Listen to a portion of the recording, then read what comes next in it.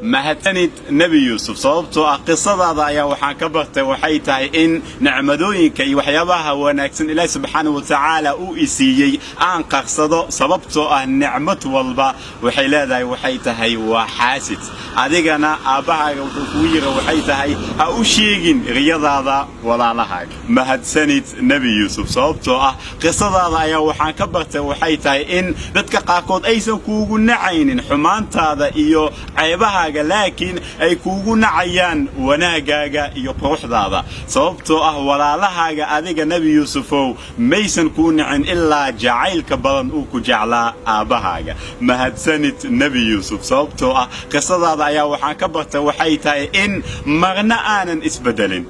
waqtiga si walbo ay isku badbadasho aniga inaanan isbedelin sababtoo ah adiga xabsiga markaa ku jirtay waxaad ahayd qof wanaagsan markaad ka soo baxdayna waxaad ahayd waxay tahay qof wanaagsan mahadsanid nebi yuusuf sababtoo ah qisadaada waxaan ka bartay waxay tahay in mararka qaarkiis ay ku dhibaataynayaan ay ku xanuujinayaan dad aadan jeclaan lahayn inaad aragtid ayagoo dhibaataysan adiga markaad ka badbaaday dhibaatooyinka dadka oo dhan maadan ka badbaadin dhibaatada walaalahaaga mahadsanid nebi yuusuf sababtoo ah qisadaada ayaa waxaan ka bartay waxay tahay in dhibaatadayda iyo murugteeda aanan u sheegan ilaa ilaahay subxaanahu wa tacaala maahana innamaa ashku bathii wa xusnii ila allah mahadsanid nebi yuusuf sababtoo ah qisadaada ayaa waxaan ka bartay waxay tahay inaan cafiyo dadka anigoo awooda inaan ka aarsado adiga walaalahaaga markay kuu yimaadeen adigoo boqor ah waxaad dhahda waxay tahay